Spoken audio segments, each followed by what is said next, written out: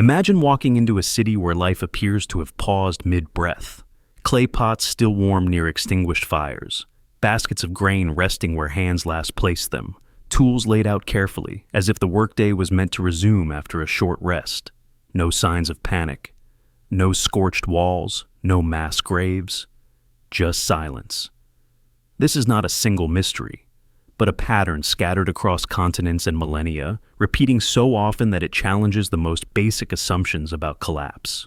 We are taught that civilizations fall through famine, war, plague, or disaster, yet these abandoned cities do not look like places that failed. They look like places that stepped away. Archaeologists encounter these moments frozen in time and struggle to explain them. Why would a population that invested generations into building stone homes, irrigation systems, granaries, and sacred spaces simply leave everything behind? Food is value. Tools are survival. Infrastructure is memory. Societies under stress do not abandon these things casually. They cling to them, defend them, die for them. And yet, again and again, we find settlements where people vanished without stripping resources, without dismantling homes, without even completing the tasks of that very day. Traditional explanations attempt to smooth the edges of this mystery. Perhaps there was a slow migration. Perhaps climate shifted. Perhaps a threat approached and people fled. But these explanations begin to crumble under scrutiny. Slow migrations leave evidence of gradual decline, scavenging, repurposing, and decay. Sudden threats leave chaos, broken objects, bodies, signs of violence. Climate stress leaves adaptations, storage depletion, rationing. These cities show none of that. They show intention without completion, departure without desperation. What if the assumption that these people left in the same way we understand leaving is flawed? What if they did not abandon their cities because they failed, but because the rules of reality around them changed? Imagine a civilization that reaches a threshold where remaining in the same physical state becomes less viable than transitioning into another layer of existence. Not disappearing, not dying, but shifting. A civilization does not need to understand dimensions the way we do today to experience one. Fish do not understand air, yet they encounter its boundary. What if ancient people reached a boundary condition of reality itself? Consider how a sudden dimensional shift would appear from the outside. There would be no warning signs visible to us. No struggle recorded in stone. One moment, daily life proceeds. The next, the population is no longer accessible from our layer of space. Food remains because it was not taken. Tools remain because hands that use them are no longer anchored here. Fires die out naturally. Animals wander in later. Centuries pass. The city becomes a question mark buried in soil. This idea sounds impossible only because we are conditioned to believe that reality has always been stable. But physics tells us otherwise. Reality is layered, probabilistic, and observer-dependent. At the quantum level, particles exist in superpositions until measured. At the cosmological level, space-time bends, stretches, and tears. We live inside a narrow band of conditions that allow matter to behave consistently. There is no guarantee that ancient humans experienced the same stability we assume today, especially during periods of rapid cosmic, geological, or magnetic change. Now, imagine a civilization that noticed something we forgot. Patterns in the sky that did not align with seasons. Places where sound behaved differently. Structures where time felt altered. We already know ancient builders oriented cities and temples to celestial events with astonishing precision. What if some of those alignments were not symbolic, but functional? What if certain locations acted as thresholds, where resonance between Earth, consciousness, and space allowed a shift into another dimensional state? If a society discovered that remaining in physical form during an approaching event would be destructive, while transitioning would preserve continuity, their choice would not look like survival as we define it. It would look like abandonment, but from their perspective, it would be migration into a safer mode of existence. No panic would be necessary. No violence, just preparation, alignment, and departure at the moment of convergence. This could explain why the abandonment appears orderly, why homes are intact, why food is stored, not consumed, why tools are left in place. These are not signs of collapse. They are signs of confidence. the kind of confidence that comes from knowing you are not ending, only changing state. Even today, humans instinctively preserve objects when transitioning between phases. We leave furniture behind when moving across oceans. We store belongings when entering long journeys. We archive rather than destroy. The abandoned cities may be archives left behind by civilizations that no longer needed physical tools in the same way. If consciousness itself became the primary vessel, material objects would become redundant rather than precious. There is another unsettling detail. Many of these abandoned sites show evidence of intentional sealing, doors blocked, entrances filled, pathways obscured. This has been interpreted as defense or ritual closure, but what if it was something else entirely? What if these cities were deliberately closed not to keep invaders out, but to stabilize what was left behind? To prevent interference with structures that functioned as anchors or markers between dimensions? A civilization that understands transition would also understand containment. The idea of dimensional shifting also reframes the silence left behind. We assume disappearance equals absence, but absence from our perception does not mean non-existence. Radio waves pass through us constantly, invisible and undetectable without the right instruments. Entire networks of information occupy the same space you are in right now, yet you perceive none of them unless your device is tuned to the correct frequency. What if lost civilizations simply changed frequency? If that is true, then these cities are not ruins, they are interface points, fossilized thresholds between layers of reality. The reason we find no definitive answers is not because the evidence is missing, but because we are asking the wrong kind of questions. We look for death where there may have been translation. We look for disaster where there may have been upgrade. And perhaps the most unsettling thought is this: if civilizations in the past could shift out of our perceptual layer, then reality is not a straight line of progress from primitive to advanced. It is a branching structure where advancement does not always mean more visible technology. Sometimes it means less. Sometimes the highest form of survival is invisibility. We may not be the first intelligent beings on this planet to reach a threshold. We may simply be the ones who stayed behind, still bound to physical continuity, still measuring success by what can be held, built, and owned. The abandoned cities with their untouched food and tools are not evidence of failure. They may be evidence of a choice we do not yet understand. And if that choice was once possible, it raises a final question that lingers like an echo in an empty street. When the conditions shift again, when reality demands another transition, will we recognize the signs?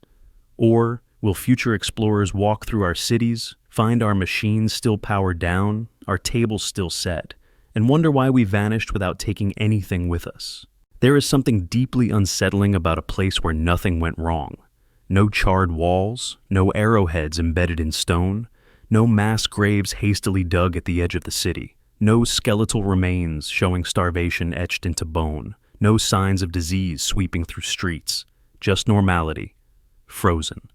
A civilization does not simply disappear cleanly.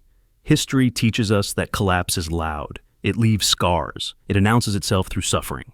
And yet, across the ancient world, we keep encountering cities where none of that happened. No war, no famine, no plague, just absence. This absence is not empty. It is precise, almost deliberate. Archaeologists expect to find chaos when people flee, broken pottery, looted homes, defensive damage. But instead they find order. Streets swept, homes intact, storage rooms still stocked, workshops left as if the artisan stepped away mid-task. This is not the signature of fear. It is the signature of calm interruption. As if something arrived that did not threaten, did not destroy, but simply removed the need to stay. When war erases a civilization, survivors tell the story. When famine strikes, bodies remain. When disease spreads, burial practices change. Even myths preserve echoes of these events. But in these vanished cities, even the stories go quiet. Oral traditions end abruptly. Cultural continuity snaps without trauma. It is as if an entire population crossed a boundary that history cannot follow. To understand how strange this is, imagine a modern city vanishing overnight. No explosions, no pandemics, no evacuations broadcast. Just millions of people gone, leaving cars parked, meals half prepared, phones still charging. The world would not argue about what happened. It would admit something unprecedented occurred. Yet when this pattern appears in ancient contexts, we force it into familiar categories because the alternative feels too uncomfortable. But absence without cause is itself a cause. A phenomenon that does not fit known mechanisms demands new frameworks. And one possibility, unsettling but consistent, is that disappearance does not always require destruction. It may require transition. Physics already tells us that matter and energy are conserved but not fixed in form. Ice becomes water. Water becomes vapor. None of these states are destroyed. They simply move into conditions where they are no longer visible in the same way. Apply this logic to consciousness and society. What if civilizations can change state? What if disappearance is not an ending, but a phase shift? If a civilization discovered or encountered a process that allowed collective relocation outside our perceptual layer, there would be no war debris, no famine evidence, no disease markers, because none of those things occurred. The population would not be killed. It would be removed from this layer of space-time, and removal does not leave wounds. It leaves silence. This idea challenges our assumption that technological progress must be physical. We measure advancement through monuments, machines, and materials. But what if the most advanced form of survival is not visible at all? What if the civilizations that vanished without violence simply reached a point where remaining physical was no longer optimal? Consider how many ancient cultures placed enormous importance on thresholds, doorways, gates, portals, caves, mountains, not just as symbols, but as places where reality felt thinner.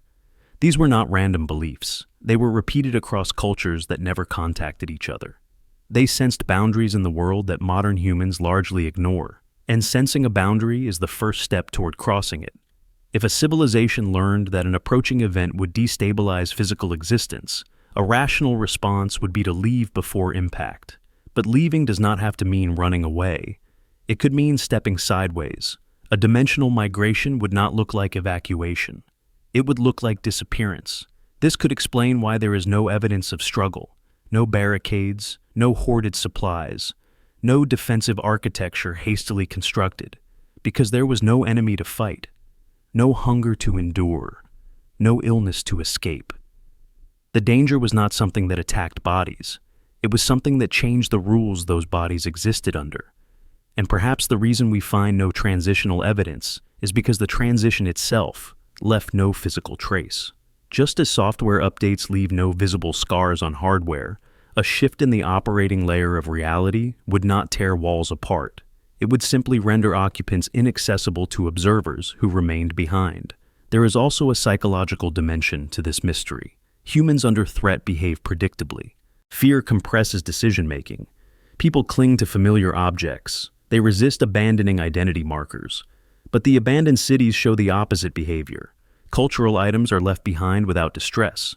Personal belongings remain. This suggests acceptance, not panic. Cooperation, not chaos. A shared understanding that departure was necessary and safe. Such coordination implies foreknowledge. Planning. Possibly even ritualized timing. A civilization does not vanish uniformly without communication. Whatever happened, everyone knew, and everyone agreed. That alone defies explanations based on sudden disasters.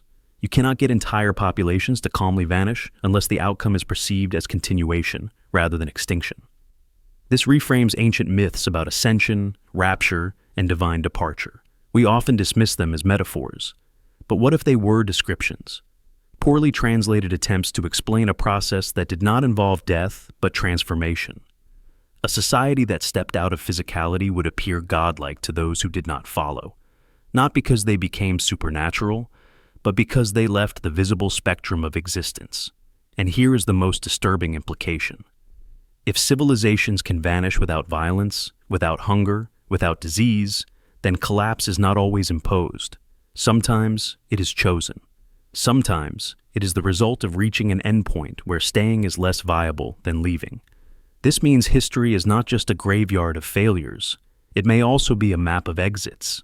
The silence in these cities may not be evidence of ignorance. It may be evidence of success, a success so complete that it erased itself from our records, because the ultimate limitation of history is that it can only record what remains. Anything that leaves cleanly will always be labeled a mystery. We assume we are the most advanced civilization because we are the loudest, because we leave the most debris, because our presence is impossible to miss. But what if that assumption is backward? What if the civilizations that mastered disappearance were further along the path than we are now? If that is true, then these cities are not cautionary tales. They are invitations, quiet reminders that survival does not always look like endurance. Sometimes it looks like absence. Sometimes the greatest threat is not war, famine, or disease, but the inability to recognize when reality itself is changing. And when future archaeologists walk through our own cities, if they find no signs of violence, no signs of hunger, no signs of sickness, only empty streets and silent machines, they may ask the same question we ask now. Not what destroyed us, but where we went. Across ancient stone, clay tablets, cave walls, and ritual objects, there is a recurring language that does not describe conquest, harvest, or kings. It describes passage, not death, not destruction, passage. Symbols appear again and again across civilizations that never met, etched into different materials, shaped by different hands, yet speaking the same quiet idea. A boundary exists, and it can be crossed. The most common motif is not a weapon, but a doorway. Arches carved into stone where no physical door ever stood. Rectangles cut into cliffs that open to nothing. Gates that lead nowhere, placed in deserts, mountains, and sacred precincts. These were not decorative. They were not architectural leftovers. They were statements. A civilization does not carve thousands of false doors unless the idea of a non-physical exit is central to its worldview. These doorways were often sealed, not to keep something out, but to mark a threshold that no longer needed to be used. Then there is the veil itself. A line, a curtain, a membrane separating two mirrored spaces. In rock art, this appears as parallel lines with figures half emerging, half receding. In relief carvings, it shows as a thin boundary that living figures touch but do not cross in the scene. In others, figures are shown already beyond it, simplified, lighter, sometimes reduced to outlines or pure geometric forms. The veil is never thick. It is always depicted as fragile, permeable, almost effortless to pass through. This is not how cultures depict death. Death is heavy. Death is violent. The veil is quiet. Spirals appear everywhere in these contexts. Not chaotic spirals, but controlled inward-turning forms. The spiral is not a symbol of destruction. It is a symbol of transition between states, water draining, galaxies rotating, energy shifting from one density to another. When spirals are carved next to human figures, they often intersect the head or chest, suggesting consciousness rather than body. The message is subtle but consistent. The crossing happens internally first. Another symbol repeats with unsettling precision: the ladder. Not always literal, sometimes abstracted into stepped shapes, stacked lines, or ascending dots. The ladder does not represent hierarchy here. It represents movement between levels. In some carvings, figures are shown halfway up, not reaching a destination, but mid-transition. In others, the ladder ends abruptly, as if the final step cannot be represented visually. This suggests a limit to depiction, not to experience. Perhaps the most striking symbol is the mirror, perfect symmetry. Two identical figures facing each other, separated by a thin line. Sometimes one figure is solid, the other transparent. Sometimes one has eyes open, the other closed.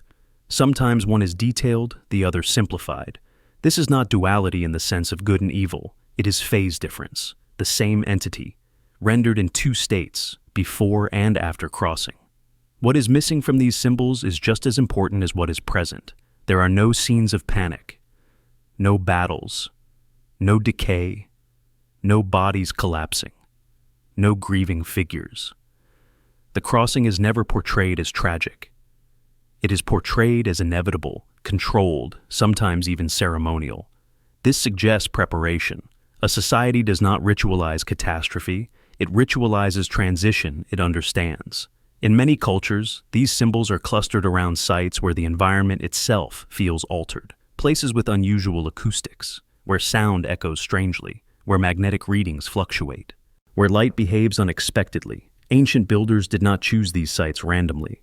They were sensitive to conditions we are only beginning to measure, if the veil is not metaphorical but physical in a way we cannot yet detect, these locations may have been thinner zones where crossing was possible. The language used alongside these symbols, when it exists, avoids words that translate to death. Instead, it speaks of return, ascent, release, awakening, shedding, or becoming light. These are not euphemisms for dying. They are instructions for changing state. Death ends agency. Crossing preserves it. There is also a recurring emphasis on timing. Symbols of stars aligning, cycles completing, serpents biting their own tails. These mark moments, not events. A crossing does not happen randomly. It happens when conditions converge. This would explain why entire populations could vanish without chaos. They were waiting for a window. Some symbols show figures holding tools, not weapons, as they approach the veil. The tools are not taken through. They are set down. This mirrors what we see archaeologically. Food left uneaten. Implements left where they were last used. These are not losses. They are intentional releases. You do not carry tools into a state where they are no longer required.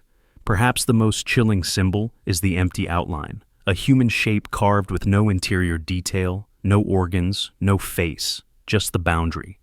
This suggests that what crossed was not the body, but something else, something that does not require physical representation. Consciousness without mass, identity without matter. Over time, these symbols stop appearing, not because the belief faded, but because the civilization itself did. The record ends not in collapse, but in silence. The last message is not a warning. It is a map.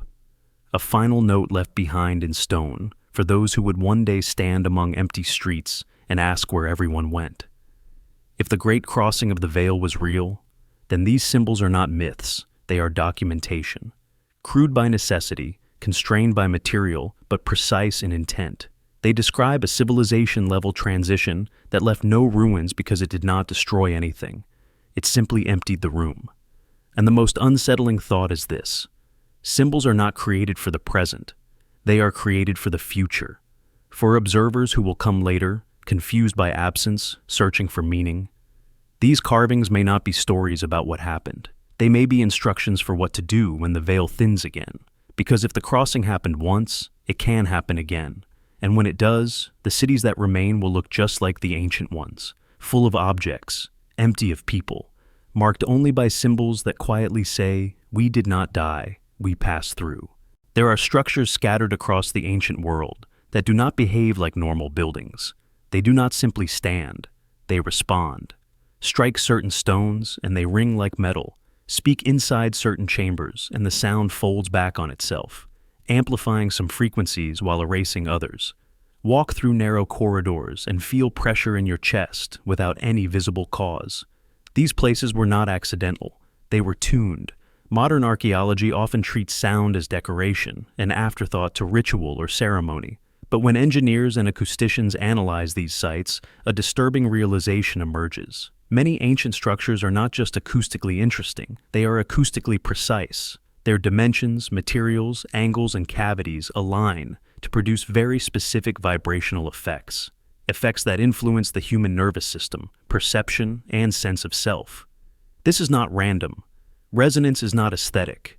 Resonance is functional. Every object has a natural frequency. Every space amplifies some waves and cancels others. Your body itself is a vibrating system. Your brain operates through electrical oscillations. Your organs respond to pressure waves. When an external structure is designed to resonate with internal biological frequencies, the boundary between environment and consciousness begins to blur.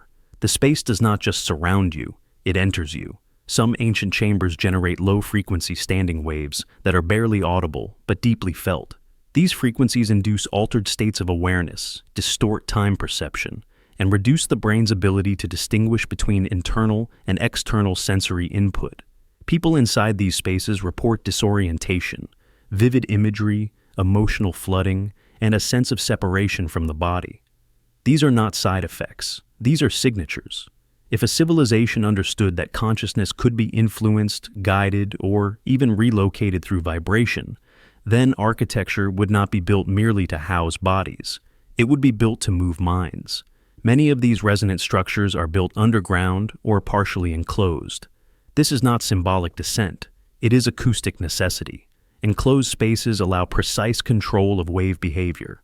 Stone was not chosen only for durability, but for density and transmission. Certain stones carry vibration exceptionally well, sustaining resonance long after the source has stopped.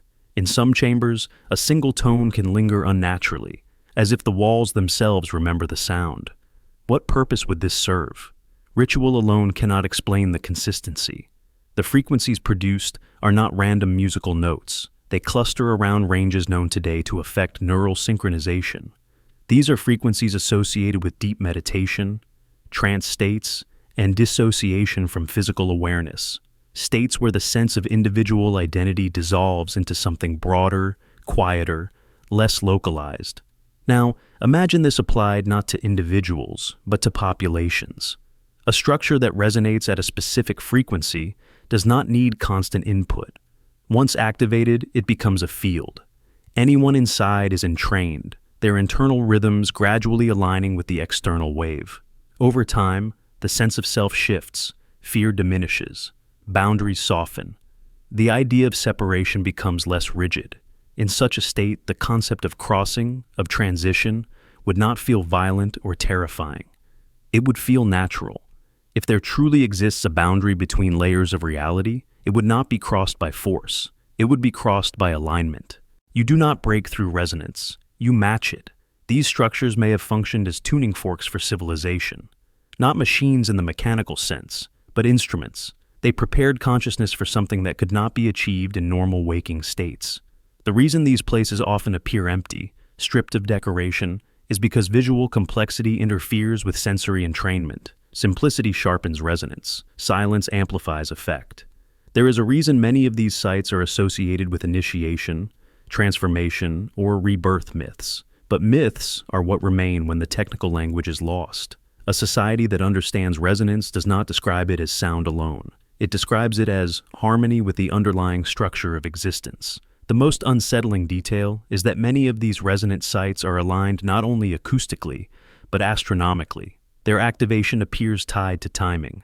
Certain frequencies become stronger during specific celestial alignments. Changes in Earth's magnetic field, gravitational pull, or atmospheric density subtly alter how waves propagate. This suggests that the structures were designed to work best during narrow windows, moments when the entire planet was more receptive. This reframes the idea of sudden disappearance. A population would not need to flee. They would gather, enter the resonant field, allow synchronization to occur. And when the external and internal frequencies align sufficiently, something fundamental would change. Not bodies moving through space, but states shifting across layers. From the outside, nothing would appear to happen. From the inside, everything would. This also explains why these structures were not reused in the same way after abandonment. Later cultures sensed something powerful, but did not fully understand it. They used these places for ritual, worship, or burial, feeling their effect, but missing their original function. A tool without instructions becomes a shrine. If resonance was the key, then technology did not vanish with these civilizations. It was left behind, misunderstood. We see stone and call it primitive, but stone is not primitive when used as a waveguide. A violin is not advanced because of electricity. It is advanced because of geometry and resonance. These structures are instruments on a planetary scale, and if that is true, then the disappearance of civilizations, without violence or struggle, gains a new explanation. They did not collapse. They tuned themselves out of our frequency band. The most disturbing implication is not about the past, but the present.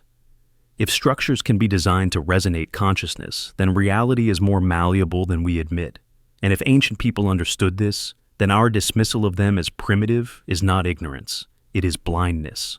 Perhaps we are surrounded by the remains of a technology that does not look like technology to us, because it does not move matter, it moves perception.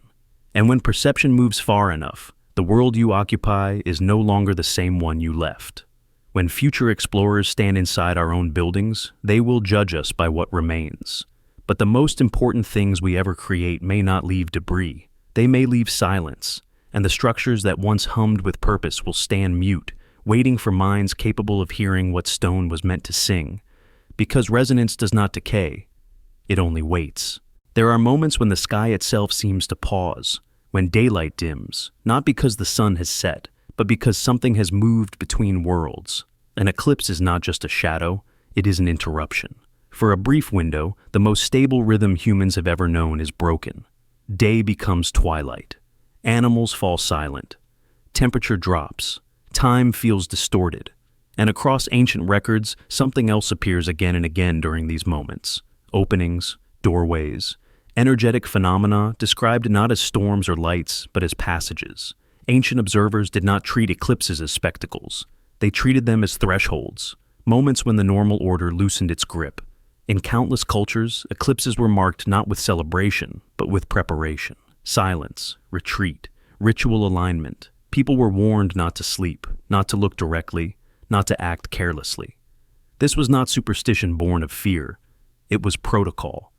What makes this unsettling is that eclipse records often coincide with descriptions of strange energy manifestations. Columns of light descending from the sky, luminous veils rippling in the air, openings where sound behaved unnaturally, zones where people reported disorientation, loss of bodily awareness, or the sensation of being pulled or lifted without movement. These were not isolated hallucinations. They were documented patterns. An eclipse is a rare moment when gravitational forces align precisely. Sun, moon, and Earth lock into a straight line. This alignment does more than block light. It subtly alters electromagnetic fields, atmospheric pressure, and even seismic behavior. Modern instruments confirm measurable changes during eclipses, but ancient civilizations did not need machines to feel this. They felt it in their bodies, in their nervous systems, in their perception of space. If reality has layers, then eclipses may be moments when those layers briefly overlap. Not because the eclipse causes a portal, but because it removes a stabilizing constant. Light is not just illumination, it is information. It regulates biological rhythms, anchors perception, and maintains the psychological boundary between self and environment. When light is interrupted unnaturally, even briefly, the mind becomes more permeable. Ancient texts describe eclipses as times when the veil thins, when gods walk, when ancestors return, when the world above and the world beyond touch. Modern language dismisses this as metaphor, but metaphor is often the only tool available to describe phenomena that exceed vocabulary. If an energy portal opened during an eclipse, it would not look like science fiction. It would look like distortion, like something being present and absent at the same time. There are accounts of people vanishing during eclipses, not dramatically, not violently, but quietly. A person steps into a shadowed zone and does not return. No footprints, no struggle, just absence. These stories are often dismissed as myth, yet they appear independently across regions separated by oceans. The details change, the pattern does not. Eclipses were often used to activate sacred sites. Structures aligned so that during an eclipse, light would pass through narrow openings, strike specific stones, or illuminate symbols carved deep within chambers normally left in darkness. This was not aesthetic. This was timing. A brief window when conditions were correct. If resonant structures prepared consciousness, eclipses may have provided the final trigger. The external alignment matched the internal state. The frequency shifted. The doorway opened. What would an energy portal actually be? Not a hole you step through, but a region where the rules of locality break down, where here and there lose distinction, where the boundary between observer and environment dissolves. In such a state, movement does not require distance. Transition does not require travel. You do not go somewhere. You stop being here. This would explain why no physical damage accompanies these events. Energy portals do not tear stone apart. They do not scorch earth. They do not announce themselves loudly. They are quiet realignments, subtle enough to escape detection unless you know what to look for, powerful enough to remove entire groups without leaving debris. Ancient warnings about eclipses suddenly take on a different meaning. Do not look. Do not wander. Stay grounded. These are not moral instructions. They are safety measures. A society aware of transient portals would understand that unprepared exposure could lead to disorientation, fragmentation, or unintended crossing. And perhaps that is why eclipses were feared by later cultures that inherited the warnings but not the understanding. Fear replaces knowledge when context is lost. What begins as protocol becomes taboo. There are also records of deliberate crossings during eclipses. Chosen individuals, priests, kings, entire communities gathered in silence as the shadow passed. When the light returned, some were gone, not mourned, honored, spoken of as having gone ahead, not died. This reframes eclipse mythology entirely, the sun being devoured, the moon being bitten. These are not literal beliefs. They are attempts to describe an interruption in the continuity of reality, something consuming the familiar order long enough for something else to slip through.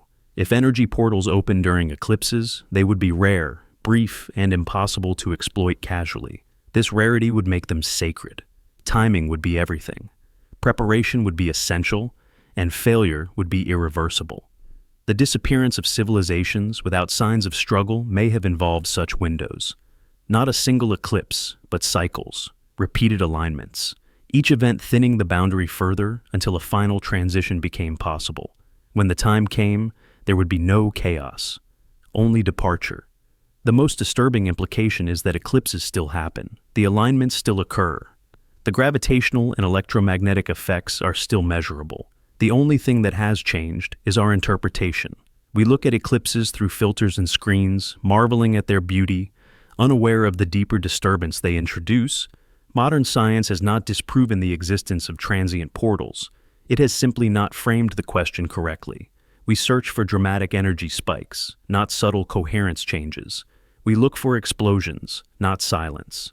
Ancient civilizations may have known something we have forgotten, that reality is not always solid, that under precise conditions it becomes negotiable, and that eclipses are not events to watch, but moments to respect.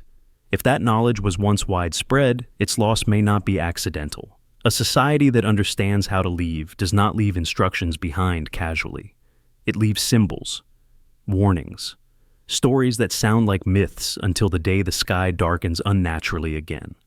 And when it does, when day turns to twilight and the air grows still, the question is not whether something strange is happening.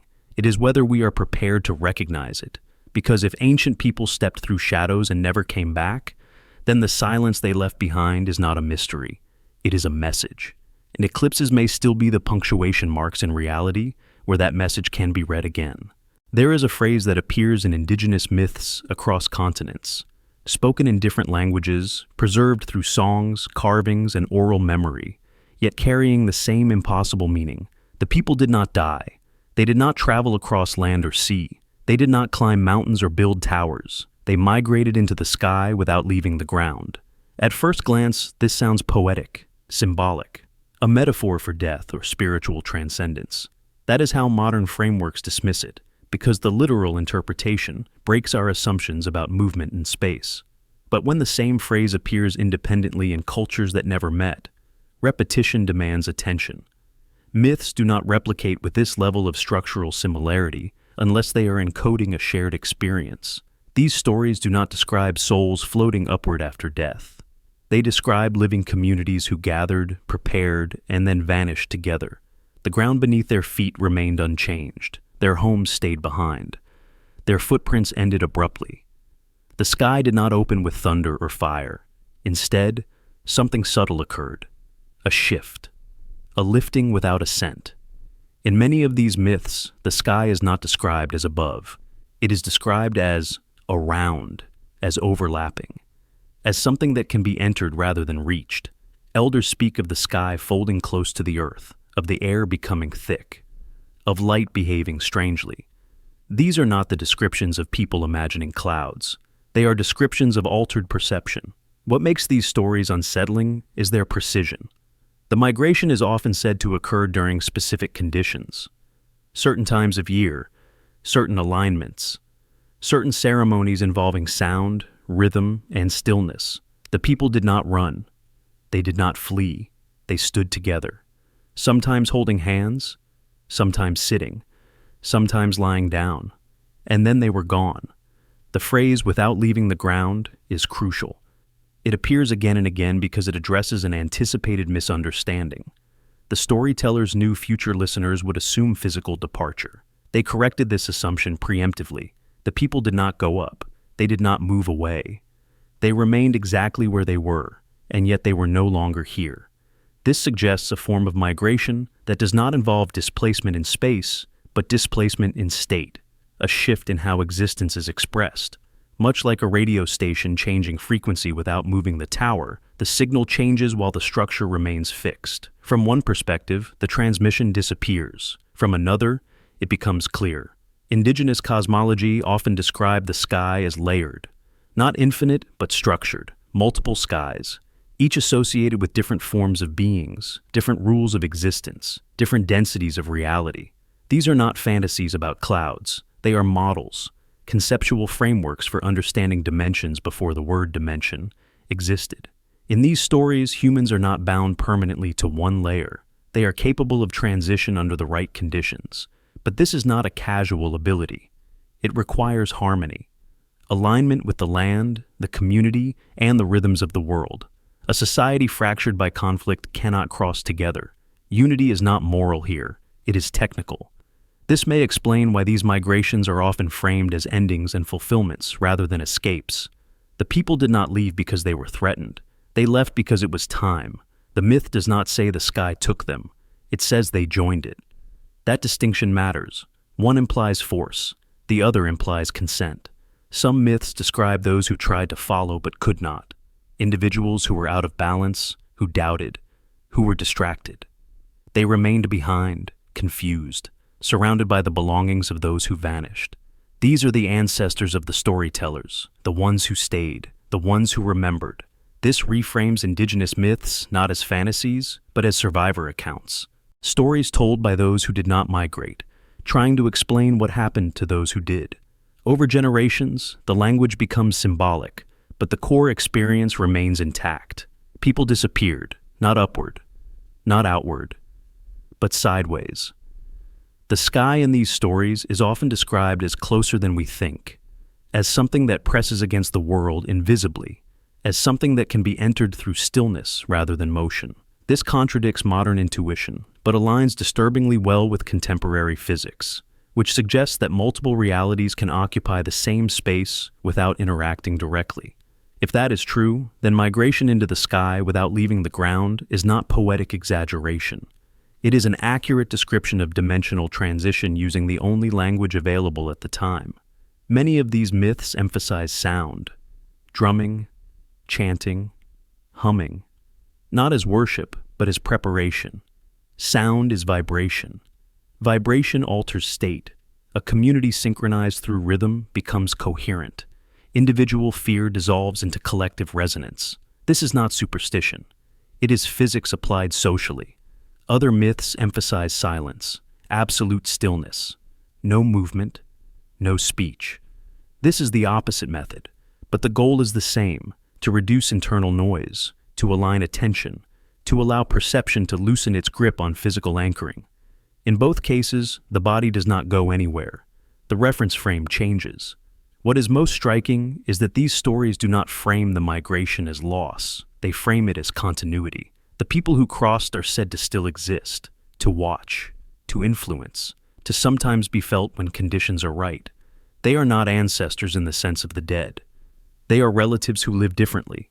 This challenges the modern belief that the past is gone, that ancient people were less capable, less aware, less informed.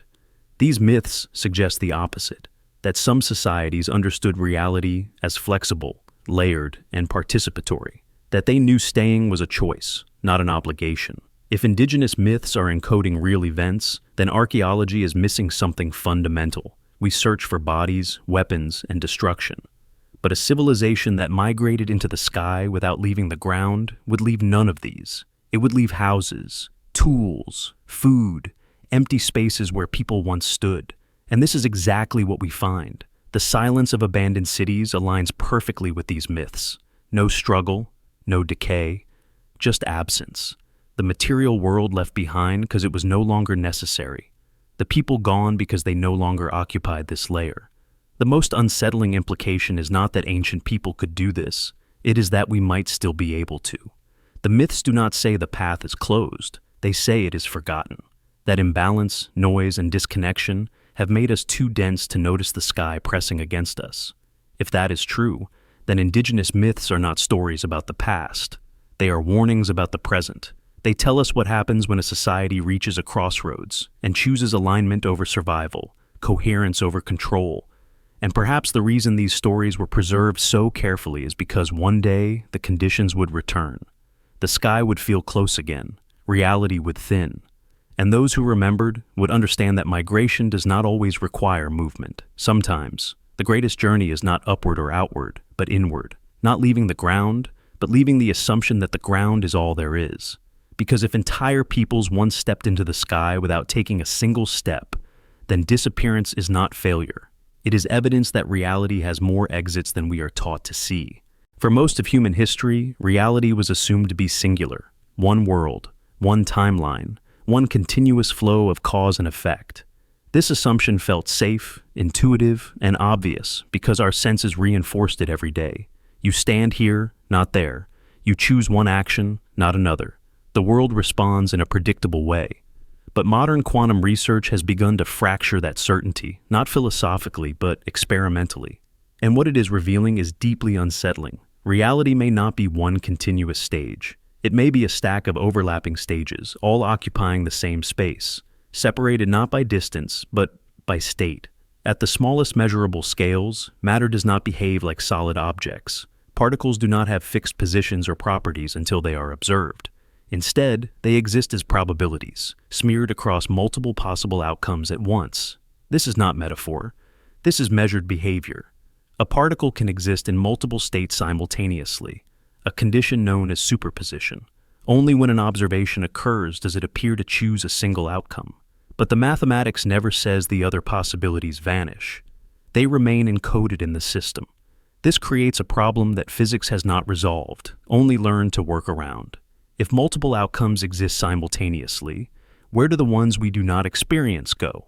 One answer, increasingly taken seriously, is that they do not go anywhere. They continue to exist alongside our experienced outcome, in realities that overlap ours perfectly, but do not interact in ordinary ways.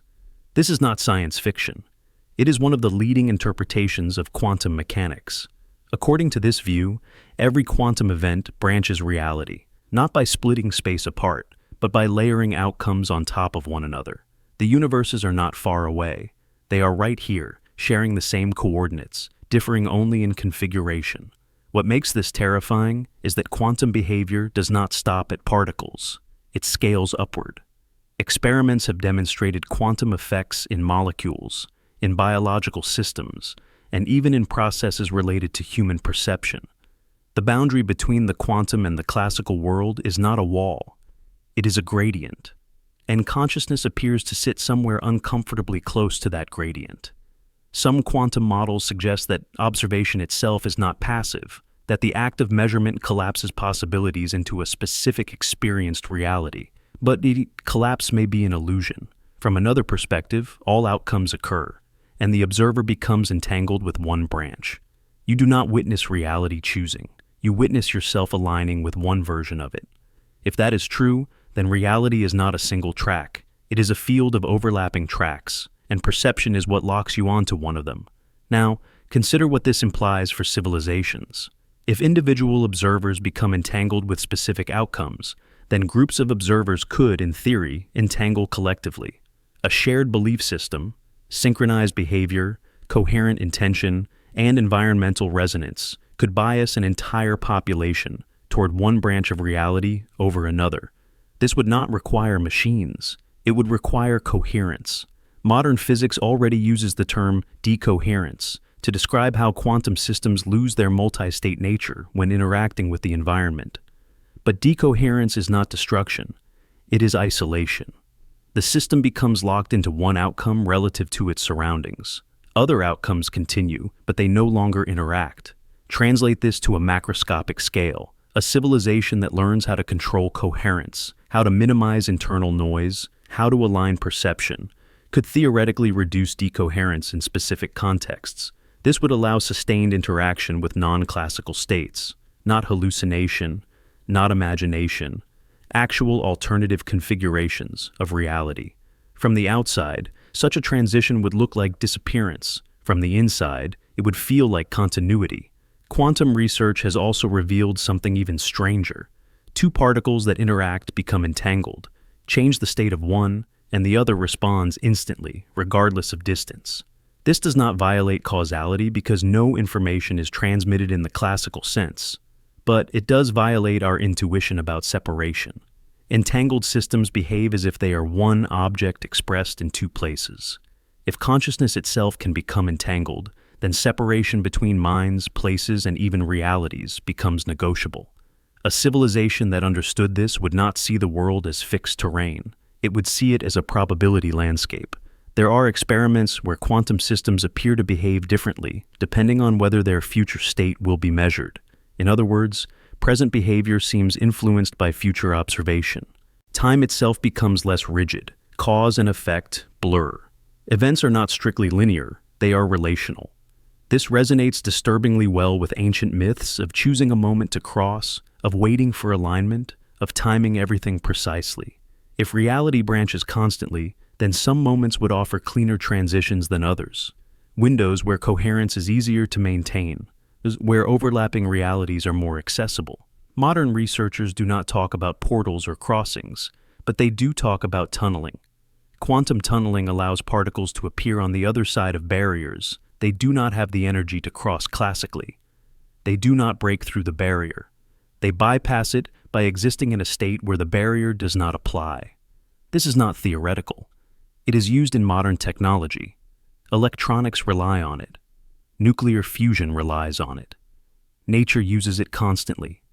If particles can tunnel through barriers by occupying overlapping realities, then the idea of macroscopic tunneling becomes less absurd. It becomes a question of scale and control. What prevents humans from tunneling between realities is not a law of physics. It is decoherence, noise, thermal motion, biological complexity, individual fear, cultural fragmentation.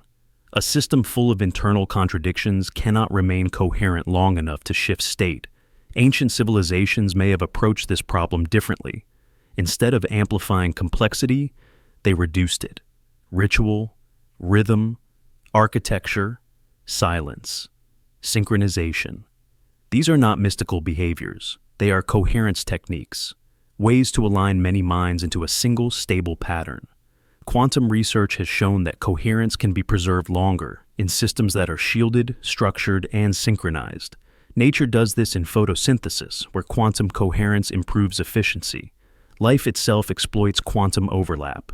So, the idea that human consciousness could interact with overlapping realities is not speculation pulled from mythology. It is a logical extension of principles already confirmed at smaller scales.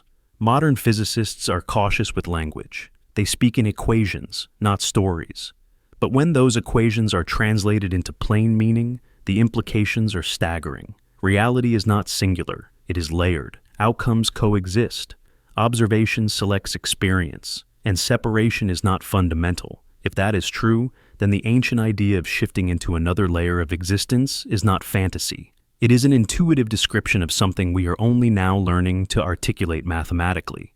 The reason modern science does not openly discuss civilizations stepping into overlapping realities is not because it is impossible. It is because it is uncontrollable. Science deals in repeatability. A phenomenon that requires coherence, timing, and collective alignment does not submit easily to laboratory conditions. But absence of proof is not proof of absence, especially when the absence itself is the phenomenon. Abandoned cities with no signs of struggle, myths of people leaving without moving, symbols of thresholds and veils, structures tuned to resonance, eclipses marking windows. These are not isolated curiosities. They form a pattern that aligns disturbingly well with what quantum research is beginning to suggest. That reality is not a place you occupy, it is a condition you participate in. And if participation can change, then location becomes secondary. The most unsettling implication is not that multiple realities exist. It is that we may already be overlapping with them constantly, unaware, locked into one branch by habit, fear, and noise. The ancient world may have been quieter, more synchronized, more capable of noticing subtle shifts. If a civilization learned how to step sideways into another configuration of reality, it would not leave ruins of catastrophe. It would leave leftovers. Buildings, tools, food, evidence not of destruction, but of irrelevance. And modern quantum research, stripped of mysticism and framed in equations, is slowly agreeing with the most radical implication of all, that reality is not disappearing when something vanishes. It is continuing somewhere else, just out of phase with us. Which means the question is no longer whether lost civilizations vanished. The question is whether they are still here, occupying the same space, living in a version of reality we no longer know how to tune into. Because if multiple realities overlap, then disappearance is not the end of a story.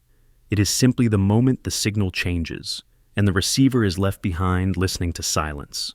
There are places on Earth where absence repeats itself. Not once, not twice, but across decades, centuries, sometimes millennia, the same valleys, the same coastlines, the same mountain corridors, the same stretches of desert or forest. People vanish there, not in clusters large enough to be called disasters, not in ways dramatic enough to trigger permanent fear, but often enough to leave a quiet statistical bruise on the map. Patterns that are easy to ignore individually, but impossible to dismiss when layered over time. These disappearances do not behave like crime. There are no consistent signs of struggle, no reliable perpetrators, no clear motives.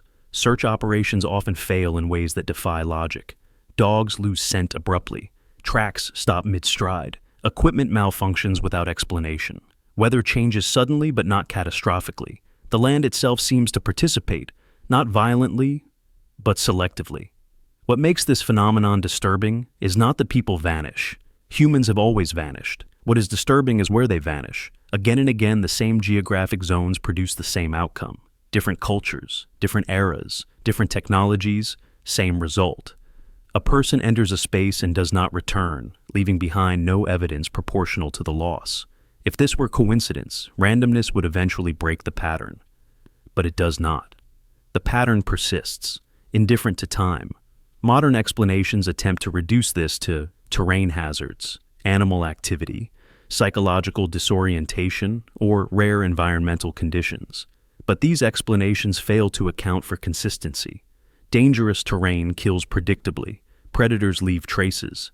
Disorientation leaves wandering paths. These vanishings often leave nothing.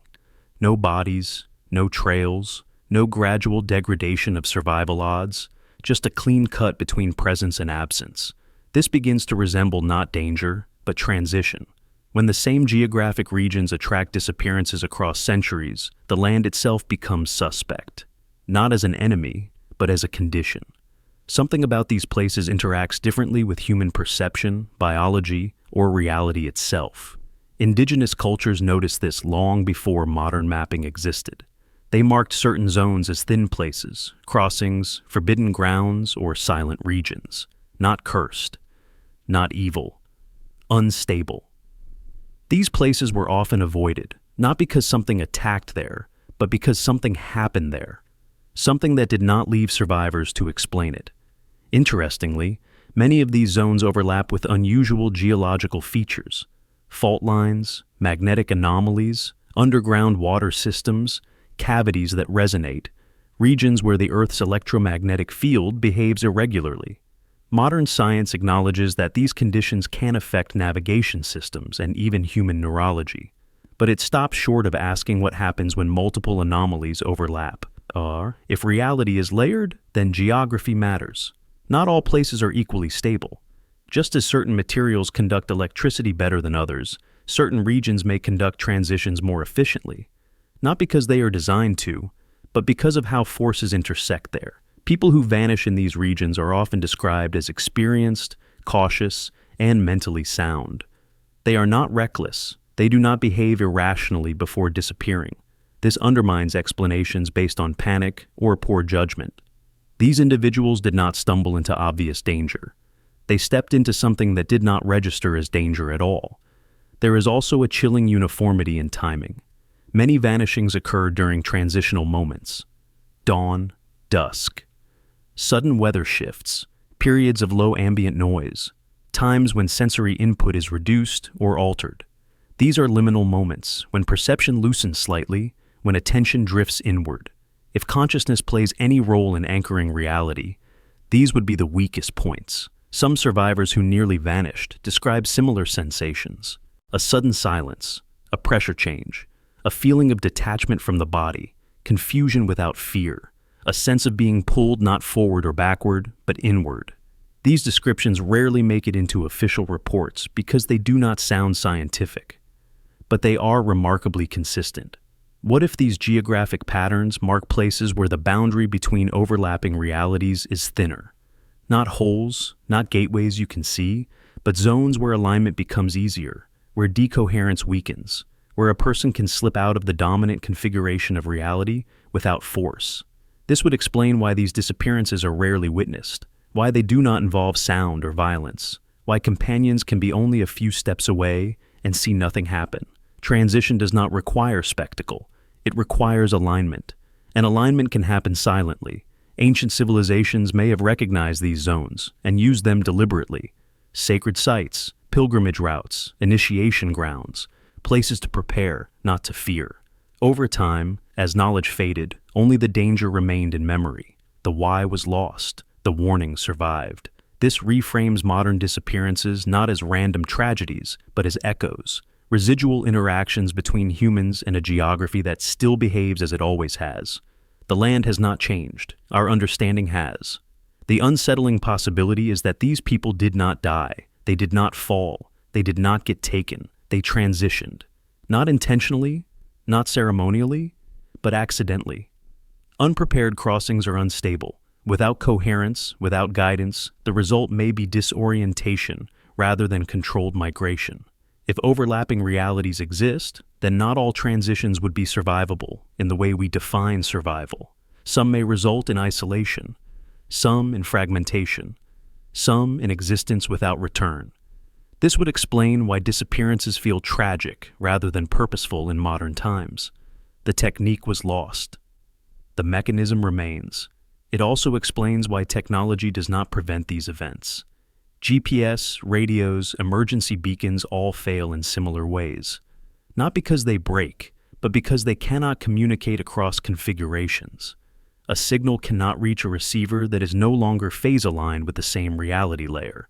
The map of disappearances may actually be a map of instability, zones where the Earth naturally supports overlap, where the signal of reality bleeds, where being human is slightly less anchored than we assume. This idea is uncomfortable because it removes agency from the narrative. There is no villain, no enemy, no disaster to fix, only a condition that must be understood. And understanding it requires accepting that reality is not uniform. If ancient civilizations learned how to use these zones deliberately, they may have left behind more than cities. They may have left behind a geography that still remembers how to let go. The most haunting thought is this: the people who vanish today may not be gone in the way we think. They may be living, perceiving, adapting in a configuration of reality we are not tuned to receive. Their absence feels final to us only because our instruments, including our senses, are locked to a single channel. And if the same geographic patterns persist, then disappearance is not random, it is environmental, which means it is repeatable, which means it can be studied, which means it could one day be understood. But understanding would require humility. The humility to accept that the world beneath our feet is not just ground, but interface. That space is not empty, but layered. That some places do not just hold history, they hold exits. If that is true, then every disappearance is not only a loss, it is a question. One written into the land itself, waiting for a civilization capable of reading it without fear. Because when people vanish in the same places again and again, the land is not asking why they were careless. It is asking why we still pretend the map is flat. There are places on Earth where access is restricted without explanation. No tourist signs, no public research, no clear threat. Just fences, patrols, airspace exclusions, and silence. These locations are often justified as testing grounds, training facilities, or national security zones. But when their coordinates are overlaid with ancient maps, indigenous warnings, disappearance clusters, and anomalous geological features, a disturbing pattern emerges. Many modern black sites sit precisely where ancient cultures marked crossings, thresholds, or forbidden zones. Not near them, on them. This alignment is not obvious at first because it requires comparing sources that are never meant to meet. Declassified documents do not reference myths. Archaeological maps do not reference military installations. Indigenous oral histories are rarely plotted against satellite imagery. But when these layers are placed together, the overlap becomes difficult to dismiss. It looks less like coincidence and more like inheritance. Ancient civilizations did not mark land arbitrarily. Sacred sites were chosen because something about the environment behaved differently there. Sound carried farther. Time felt distorted. The sky behaved oddly. Animals avoided certain paths. Human perception shifted. These locations were often described as doors, mouths, wounds, mirrors, or places where the world thins. Modern language stripped these descriptions of meaning and labeled them superstition. But modern governments did not ignore the locations themselves. They secured them. Black sites are not built where nothing happens. They are built where something unpredictable happens. And unpredictability is valuable to those who want to study, contain, or exploit it. Many of these restricted zones sit atop fault lines, magnetic anomalies, subterranean cavities, or regions where electromagnetic behavior is inconsistent. These same features appear repeatedly in ancient descriptions of crossing zones. The ground hums, compasses fail, animals behave erratically, people experience disorientation or time loss. These are not mythic embellishments. They are phenomenological observations recorded without modern terminology. What changed is not the land, it is the observer. Modern governments do not frame these anomalies as spiritual. They frame them as strategic. An area where sensors malfunction is not sacred, it is classified. A place where people disappear is not a portal, it is restricted. Language changes, but behavior remains the same. Avoid public exposure, control access, monitor quietly. There is also the issue of continuity. Some black sites appear in regions that have been continuously controlled for thousands of years. Empires rose and fell, but access remained limited. Temples became fortresses. Fortresses became bases. The justification changed. The perimeter did not. This suggests that something about these places made them valuable across radically different belief systems. If ancient civilizations recognized crossing zones as dangerous or powerful, they would mark them, guard them, ritualize them, or avoid them. If modern governments encountered the same anomalies through instrumentation rather than intuition, they would do the same thing. The only difference is intent. Ancient cultures sought alignment. Modern institutions seek control. There are reports, often dismissed, of experimental facilities being built over sites with unexplained environmental behavior. Structures designed not for comfort but for containment. Heavy shielding. Redundant power systems. Unusual architectural layouts that seem excessive for their stated purpose. Facilities where personnel rotation is unusually frequent, as if prolonged exposure is undesirable. This does not resemble normal secrecy, it resembles risk management. The most unsettling detail is that some of these black sites are rumored to have extremely high incident rates that never reach public records. Equipment failures, psychological breakdowns, time discrepancies in logs, missing personnel whose files are sealed rather than closed. When incidents cannot be explained or resolved, they are not corrected. They are buried. If crossing zones exist, then modern governments would face an impossible dilemma, a phenomenon that cannot be weaponized reliably, but cannot be ignored, something that does not obey command structures, something that does not scale cleanly. The rational response would not be disclosure, it would be containment and silence. Ancient cultures encoded warnings into myth. Modern cultures encode them into classification levels. There is also the question of why these sites remain active rather than abandoned. If the anomalies were merely dangerous, they would be avoided. If they were useless, they would be ignored. Continued occupation implies ongoing value, observation, measurement, waiting. This aligns with ancient behavior. Crossing zones were not always used, they were watched. Monitored through ritual calendars, activated only during certain alignments, closed during others. A zone that is only accessible under rare conditions would require patience. The same patience we see today in facilities that exist without visible output. It is also notable that some black sites sit near ancient ruins that are off-limits to archaeological excavation. Officially, this is for preservation or security. Unofficially, it prevents deeper investigation. Excavation does not just uncover artifacts, it uncovers context. Context is dangerous when it contradicts official narratives. If modern authorities discovered that ancient people were not simply worshipping at these sites, but interacting with something real and unstable, public perception would shift instantly. Myth would become prototype. Religion would become early science, and history would no longer be a linear progression, but a cycle of forgetting and rediscovery. The silence surrounding these locations mirrors the silence left behind in abandoned cities. No spectacle, no announcement, just absence. Controlled absence. Absence with fences. Perhaps the most disturbing implication is that modern governments may not fully understand what they are guarding. They may be caretakers rather than masters, observers rather than operators, keeping the public away not because they know the truth, but because they do not. Ancient cultures often described crossing zones as alive, not conscious in a human sense, but responsive, something that reacts to attention, intention, or imbalance. Modern science struggles with phenomena that do not behave consistently under observation. Black sites may exist not to exploit these zones, but to minimize interaction, to keep variables low, to reduce accidental crossings. If that is the case, then secrecy is not about power, it is about containment. The overlap between black sites and ancient crossing zones suggests a continuity of caution across civilizations. Different languages, different tools, same conclusion.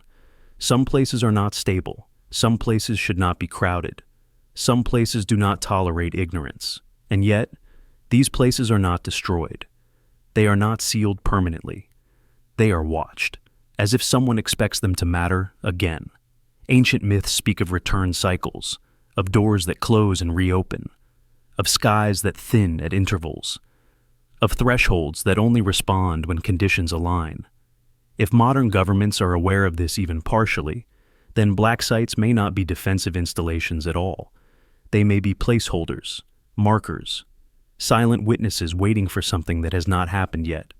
This reframes global secrecy in a way that feels deeply unsettling, not as conspiracy, but as inheritance. Each civilization inheriting the same problem. A planet that contains zones where reality behaves differently, zones that cannot be erased, only respected. If ancient civilizations chose to leave through these zones, and modern institutions choose to guard them, then history is not a story of progress. It is a story of changing strategies around the same unknown. The ancients stepped through. We step back. And perhaps that is why the sites remain silent.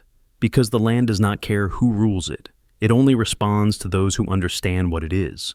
If one day the conditions return, if the veil thins again, if alignment becomes possible, these black sites will not stop what happens. Fences do not block state changes. Classification does not prevent resonance. Silence does not negate physics. They will simply mark the places where the world once learned how to let go, and where it might remember again.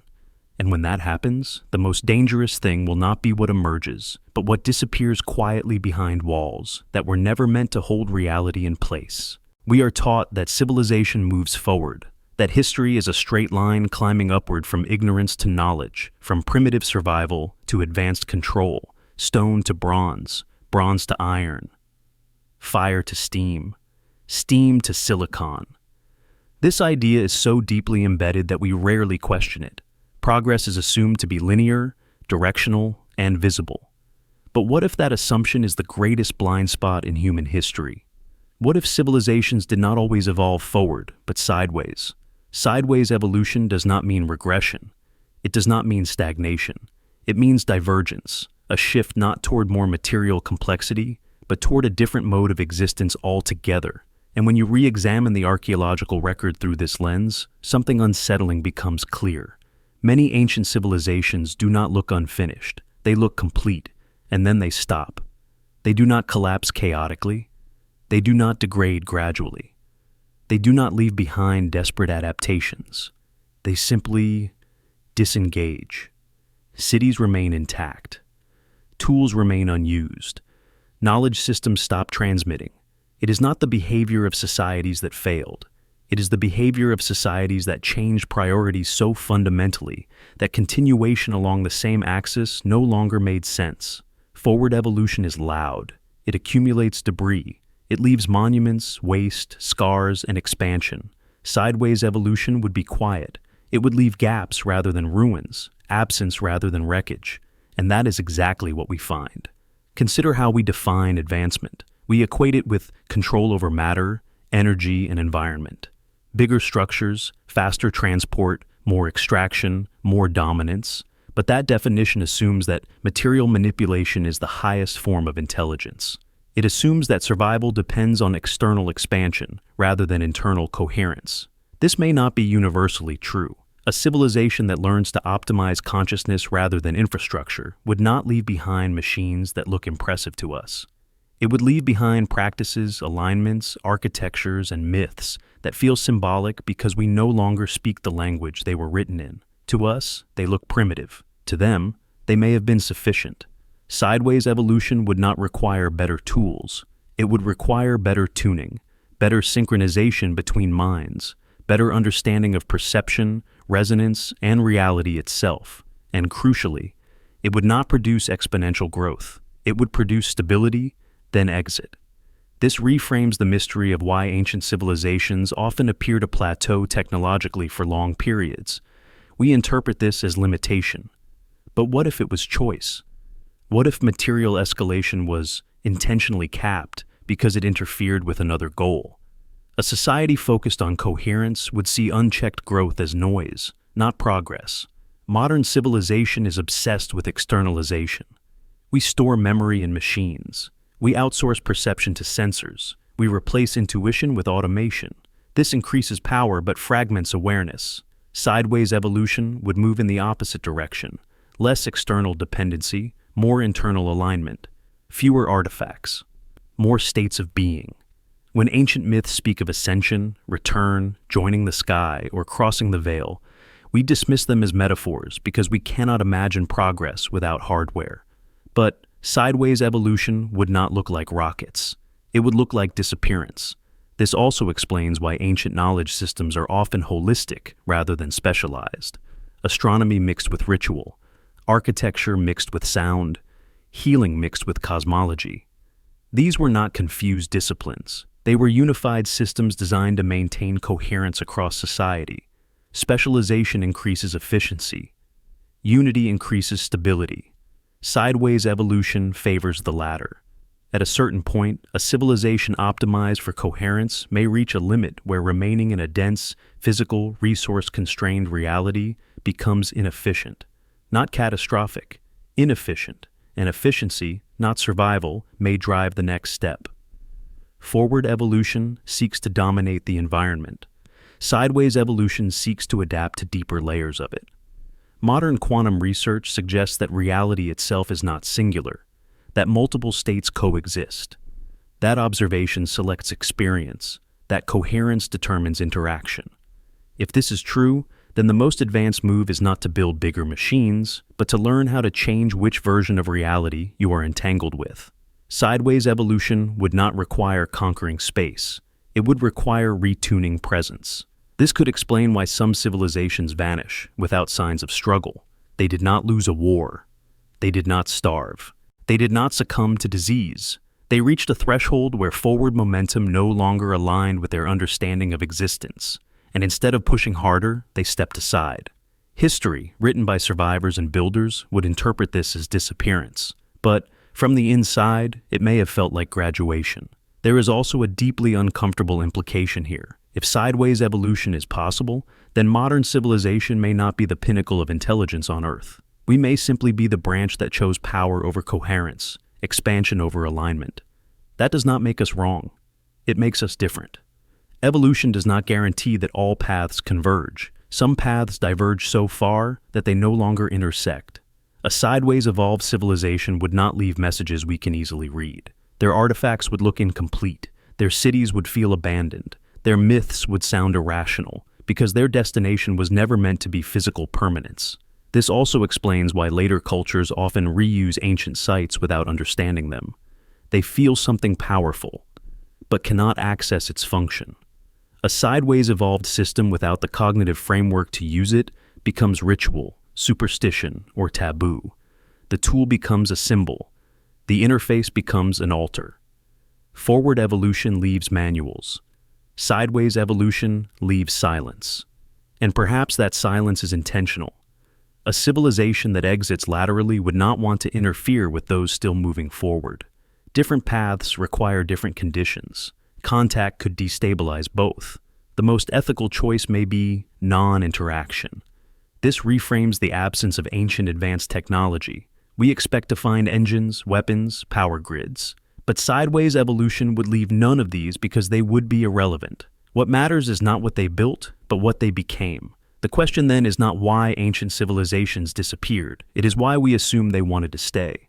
Progress is not a law of the universe. It is a preference, and preferences can change. Modern civilization is reaching a familiar threshold: resource strain, cognitive overload, fragmentation, noise. We respond by accelerating forward. More technology, more control, more extraction. But what if this is not the only option?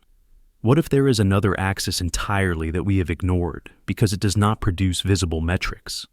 Sideways evolution would not increase GDP.